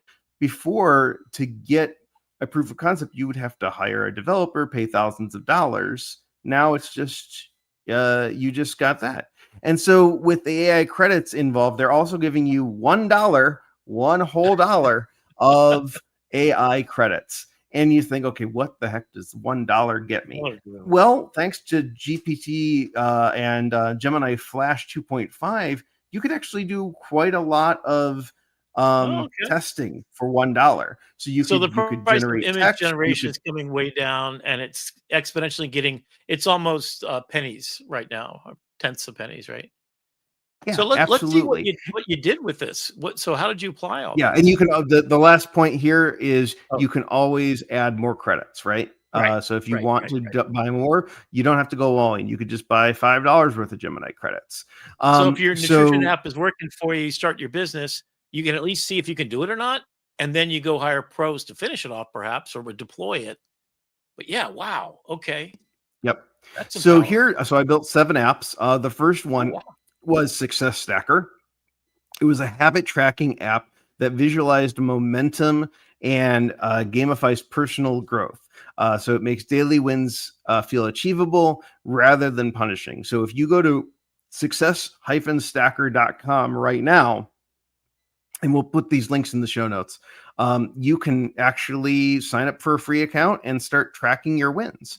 And so just something little like that for me to be able to track my successes and say, okay, I want to know what I'm doing. I'm the type of person that will write something on my to-do list that I already did just so I could have the dopamine hit of crossing it off. Now I can have that in digital form. So my award-winning one, the pet diary decoder, which Rick, you actually played with a little bit, was AI generated diary entries from your pet. So what you can do is you can go to the website there, and I'm going to switch over because I love seeing this. This is of your pet's secret diary. It's a Nana Banana image of the cat and the dog. And you upload your image and you give it your pet's name and a I forgot. platform or a style, and then you generate a diary image. So here's something that somebody did. I don't know this person. This is somebody who made a diary entry for emoji. Okay.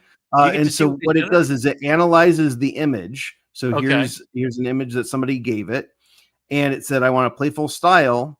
And it says, human handshakes are the best. Woohoo, look at me, all brave and standing tall. My human's hand is super comfy to hold, and I think they love my little front teeth showing. So it generates this whole diary entry for the pet. And, for my is cat it right going to now change the world? This was so beautiful. No, it's beautiful. It really, so my roommate has a cat. His name's Shadow, and he's black. So I uploaded the picture, and it made the most beautiful story about Shadow's life. That, oh my God, that really is award winning, and definitely if you haven't tried it, you should. If you've got a pet, it's a really beautiful app. Now the last one I'm kind of curious about. Go ahead. Yeah. So this was the one that my one ask for you, if you've stuck around to the show this long, we're an hour and a half in, or if you're watching this back on demand, this is something that I really want your help promoting. And so if we go to imminav.com, IMMINAV.com,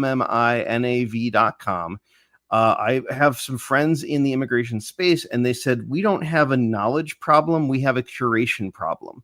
And so we don't have a centralized repository that is going to tell us where we can go to get stuff. So I built this in a day, and it's a know your rights navigator for immigrants and advocates to get reliable information about your rights. And so it has this chat box here that you can either write your question, or you can just speak your question into existence. Like, I want to say, how can I prepare my family? And I don't think it, and it's going to give me a response. And so it's going to come up over here, name a caregiver, store IDs, records, memorize keys. But if I want to hear back, I've connected it to 11 labs. Name a so I can actually caregiver. Listen to it. Store IDs and records in one safe place. Memorize key numbers. And I can do that in English, or I can do the whole thing in Spanish. And so, I really wanted to do something that had the potential to be impactful on the immigration space. Oh my God, because I have made an app 4 years ago called Hello USA. And I'm going to share it after you're done. Good. So keep going. But I want to land the plane at the end. Come back to me because I've got something to share. Yeah. So we're going to switch back to, so after that, I needed to do something fun. And this is my favorite one that I built, Commuter Trail. So if you've ever played Oregon Trail, we took that concept and I'm trying to get it up here. That's what she said. And turned it into a 2025 Survivor game where you're trying to survive the commuter trail. And so we have Brandon and Rick here. And what it's going to do is it's going to assign me, the Slack checker, and Rick is the backseat driver. No surprises there. And so it uses AI to craft the story. All right, buckle up, Buttercup, because it's time for another adrenaline-pumping, existential, dread-inducing commute. And so you play this game and you have to figure out, do I take the train? Do I drive the highway? Or do I try to forge the river? And so I'm forging the underpass, and I made it pretty far. I jumped 10 miles ahead by taking a shortcut. That's awesome. And so it's fun. And then the other one that I made that I really like is the Treat Yourself wheel, with homage to Parks and Rec for the Treat Yourself Day. We can take it for a quick spin. We're celebrating 2 months of AITV. And I'm going to say start the spin, and it's going to spin the wheel and tell me what I can do to reward myself. So I can take a 15-minute break. So maybe later after AI Learning Lab. And so all of these little projects, the one that they're fun, they're informative, they're helpful. Right. And I've done these in 1-2 hour sprints. I mean, do you realize how long it would have taken to understand the code and the physics of spinning a wheel like that in the before times? Coders got to feel like painters during the 1800s, and photography comes along and like, boom, there it is. Yep. Oh, I love that. I also did the one I did that was the one shot prompt was hack of the day. And so let me go back. Can you show us the interface too, and how you? Yeah. Like when you actually do it. I don't know if there's something we can get done tonight, but I think what we'll do is we'll post this as a tool time, and we'll add on to the end of it. In fact, Hello USA, I think we should build it and make a whole thing about it. Yeah. So here's hack of the day. So it says, give me a clever hack that uses AI. And let's say I want to do something witty, and I'm going to generate, and what it's doing is it's using Gemini to generate a brand new image. So let's see, film yourself making a silly face, use AI deepfake tool to swap your face with a celebrities on a random movie clip. You'll create an instant personalized comedic gold for cheering up friends or just a good laugh. And so what it's doing is every time anybody in the world goes to this website and generates a hack, it's saving it. So for all of the ones that people have used while I put this out on Oh, Twitter, I okay. now have a repository. And what it does is it makes sure every hack is unique. So you've got an archive of ingenuity. Could you make and then an app that made Sora prompts, or make one that tells dad jokes? I mean, you could. basically. Oh my God, that'd be great. In fact, I think you should demonstrate making a dad joke one. Gas station sushi. And so the last one that I did that was other than Iminav, the last one that I did that was Right. my favorite, just because I love this image, is Bridge Me. So this is wow. a don't burn your bridge. And what this does is it turns conflict into conversation. And so you have a choice. You could do, before I send Wow. something, help me tone shift it. After I send it, how do I unscrew it up? Or if I'm in the middle of a conversation, I can go to live mode and I can say, okay, my boss is mad at me because this demo is taking too long. And they said it's time to land the plane. And I don't know what that means. So I'm going to ask AI, and it says, Bridget, now it says, understand the issue. Okay, Rick, I understand the urgency to get this demo finalized. I'm actively working to wrap it up, the remaining elements efficiently, while ensuring everything is robust and ready for a successful presentation. I'll provide an update for you by Touche.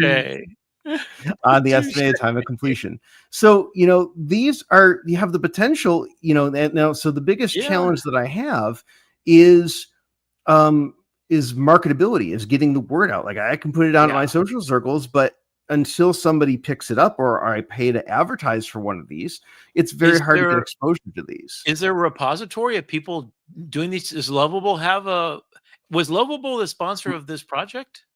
They were, yeah. Lovable and Gemini co-partnered. Did they pay you? And so they have a website where you can see what people have shipped with Lovable. I haven't had a chance to go back and put these there, but they've got 100,000 community members on Slack. They've maxed out Discord. Wow. They are growing fast. But real quick, the lessons learned is that you can start with small ideas and you iterate before building. You have to be explicit with descriptions. You make one change at a time. Focus on the aesthetics, don't accept whatever bland output it gives you, and then iterate and share it. I love this line that Manus came up that I didn't come up with. It doesn't punish imperfection. And so that's really critical as you're starting out. You're like, I'm not a vibe coder. I'm not a programmer. I'm not a website designer. Try lovable.dev, join the community, connect on Discord. The future of software is human creativity amplified by AI. So if we come back in here, just to give us a thought, just to show you how quickly we can move to something, this is lovable.dev, and say, I'm cutting this. Let's do this the right way. Let's go over to ChatGPT and say, I am building a new, I was going to do this. I'm building a new website to align with a podcast called AITV Starship. This site will be the companion to the podcast for show notes. Give me a Lovable prompt for this website. Do you have our logo you could upload? And thanks. Well, we're going to get there. So we're going to start. We'll see what AI comes up with, and then I've got a hack for that too. So now it's writing my Lovable prompt, and I'm not even going to read this. I'm just going to take this and carbon copy it. I see it already. NASA meets Star Trek. So it's going to give me this Easter prompt, and now I'm going to switch over to my tab. I'm just going to blind paste this in, and with the instructions and everything. I don't care. And now it's already spinning up a preview. So it's working in the background. And I'm going to enable notifications for Lovable so it can tell you know when it's done, but it's thinking. It thought for 13 seconds.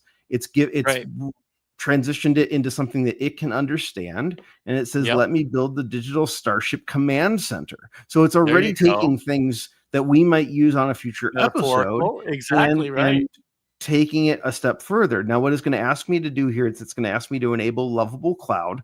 That's going to get me into the back end because Right. we could, use AI on Before this it back charges end and you. stuff. Yeah. But what I'm going to do, and by the way, Gemini is free through Monday, October 13th. So if you want to try this out, you can use unlimited AI credits inside of Lovable for free. You can generate Okay. images from Nano Banana. You can do Wow. prompts. And so you can see it's still thinking here. It's editing. This is something that would have taken me and Rick probably without AI, weeks to do. We'd have to go Yeah, through I designs. We'd wouldn't have do to it. write I don't have that copy. much We'd have time. to I'm yeah, old. exactly. And then it has to I've be got mobile 5 years. friendly and make sure it does all this. Now, I haven't given it our website. I haven't given it like the YouTube channel. I haven't given it the logo. So this is going to be a purely off the cuff response. Yeah. So, well, what's based kind of on cool what it about knows. that is it goes back to first principles. So we may have gotten so down the rabbit hole. I like to go back and start over again just to see. There's many things about first principles thinking that's really important. Even redoing it, iterating, that's a great thing. But in context, if you loaded up all the context, everything we've ever done, including all the transcripts, then it could make something seriously that would be functional and work to get our workflow going, or suggest where we might use these tools and how. Which is my favorite prompt of all time is this: what have I not thought about that would make me better at what I'm trying to do? And tell me why that would be effective and show me how to do it. That's always my Yeah. last prompt, no matter what am I doing in life. Right. So that's a golden ticket right there. And this is cool. How long do you think it will take? Probably just a few more seconds. So it's editing a contact page for us now, which is great because we want guests. If you want to be a guest on the show, please feel free. And it's just putting the finishing touches on this, and you can see, if you see exactly what it's doing, you can see the entire history. So it's generating images, it's thinking, it's editing. My dog's eating the newspaper. It's great. Yeah. Well, I was going to offer to show you what Manus looks like. And what Nope, I wait, just here we go. finished. Here we go. Here we go. Oh, there Page you built go, already. Stand Okay. by. This is the world premiere of our new website. And if I come over then you here, just click on it and then you're there. and Wow. without Oh my- even thinking, Oh my goodness. welcome aboard the Starship, your AI powered Oh, I podcast love it. to the frontier of Listen artificial intelligence, now. one episode at a time. I love the color scheme. It came up with a logo. We got Episodes the about rocket. mission We've got log. our Mission episodes. log. No, We're doing mission mission log. log. Exactly. So for all our show notes, and so some of this is Greeking, some of this is made up, right? Like we have done 42 episodes, but Well, wait a it's minute. placeholder text. I just had a great thought. Could you copy and paste the YouTube link to this, to the episodes, and have it populate with real content? Yes, yeah, absolutely. You could join the my crew, God, we're doing contact us, mission Oh, I love logs, joining and the now watch crew. this. So AI Starship Command.lovable.com. If you pump that in, I'm publishing it right now. And what they're doing is they do a free security review on every website to make sure you're not So Jeannie you're not had two breaking questions. anything. Yeah, Jeannie had two questions about security, and this, which I think we're kind of answering, but there's a lot more to talk about because that's a pretty difficult subject for a lot of reasons. But the other part that's really cool is she's asking about did it pick the color palette? It actually did, based on what your theology was when you asked the question. So if you ask smart And questions, so now it knows what this the graphic designer website would do. Granted, it's janky and it's hallucinated episodes that we didn't do, but AITV-Starship-Command.lovable.app is live out on the internet for the world. My dog is very excited about it. And the thing is, you could even, like, we're going to register a domain. You could actually link a domain right in Lovable right to this website. So that's Lovable. Wow. Okay. Oh my goodness. And I'm ready to make that go live. And that's our new website. We got to have a website. So, and I love the idea that we have people going on missions with us. So we were talking about Saturday workshops. In fact, if you guys want to give us a call and say, so what we'll do is like 4 hours on a Saturday or whatever day that we kind of end up doing it. I'm doing it with our friend from Curious Refuge. He's agreed to do just video editors. Everybody gang up on a Saturday. You pay $20 for admission, and we just make each other's movies together. And you loan each other credits, and we run stuff, and we learn together. Because like what you just showed me, Lovable has a different methodology than Manus. And in fact, I'm going to share real quickly my Manus workflow. So here's a project that I just finished. So I do a lot of PowerPoint presentations, but this is the history of AI. And so I had it do a whole thing. So you could take a look at, this is the results of it. And then I can close down this window. So it packaged the final files and I downloaded it. But here's AlphaFold, Reshapes Biology. So these are actually the slides based upon a very long conversation. And then I just download the entire production right here as a PowerPoint, PDF, Google Slides, save it to OneDrive and save it to my Google Drive. So right now, here's 30 slides, but I do this every day. So I load up every morning if I'm working on some other subject. Let me just go back to Manus itself. So this is one project in Manus, and I can go back anytime I want and go back and take a look at. It's manus.lm if you're interested. I am. Oh, I am. I'm sorry. I am. Yeah. So here's imagination. Manus.im. So this is the whole thing. So I can view all the tasks in the job that it's done. And so it gives me the documents, the images show up here. That's one I'm still working on. But I literally have done hundreds of these. Then sometimes I just wanted to make images. So it'll make a couple of hundred images. So this was about representing logical fallacies. So the straw man fallacy. So I actually had it generate a whole slide deck of this. And then here's the final one, I think. And then when we go take a look at the contents, here's all of the files, the dependencies, each slide, each JPEG, anchoring bias. So, and I ran this a couple dozen times, but I can look at, the images it made, and then I can have it put it into a website. So right now, if I wanted to, it's created a PowerPoint presentation I could download that's in here, right down here, and all of it's put into a zip file. So you're just basically going through and asking it for I've converted logical files. So you can see what it's done, what it did. So thou shalt not commit logical fallacy is the sort of thing of it. And it's a guide to understanding this. And there's all the files in it. So every subject I do, I start in ChatGPT and I say, make me a bunch of prompts and break it down. So ChatGPT could do this, but it just does a horrible job. And here I walk away an hour. So I literally go copy and paste. So here's Adobe Firefly companion guide. So what are the features of the new Firefly? So I had it research everything about Firefly so I could have this be a handout for my notes. And then to add to this, on what I'm also working with all the time is Comet. So what Comet is it can be my companion on the side. So I can go to this YouTube place. I can pull out my assistant, Comet. So it can say, I'm watching this video right here, summarize the video in the text. And it's an AI, it's Perplexity built in. Page reviewing as a results from different ones. I want it to take a look at this one. And then I'll say here,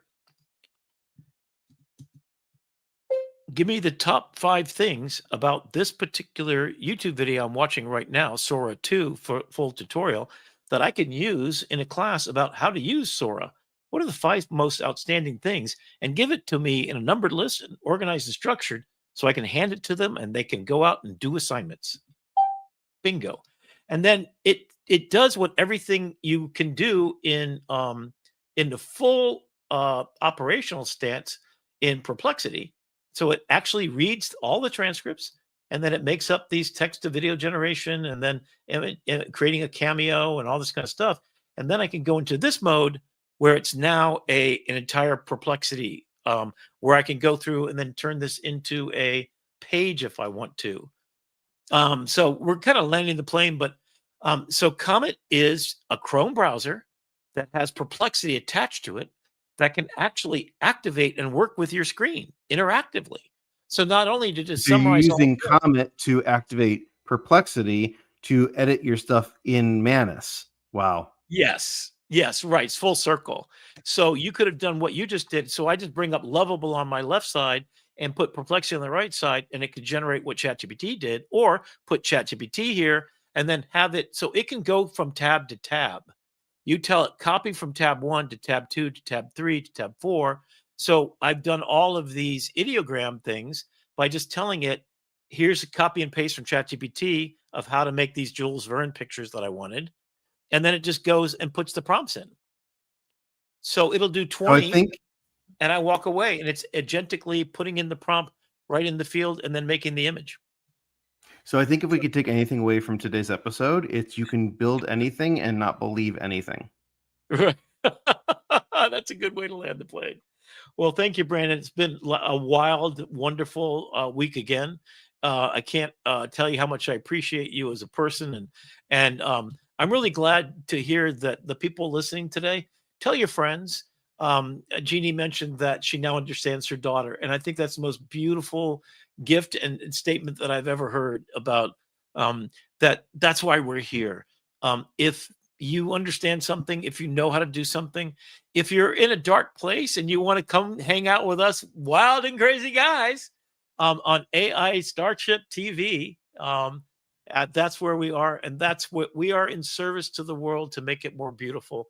Thank you, Brandon, for being my partner in this journey. Thank you for everybody who watched. Tell your friends, like and subscribe, and come back soon, because we're doing it every week, Thursday nights, live, or go do a deep dive and follow along as we develop all of this.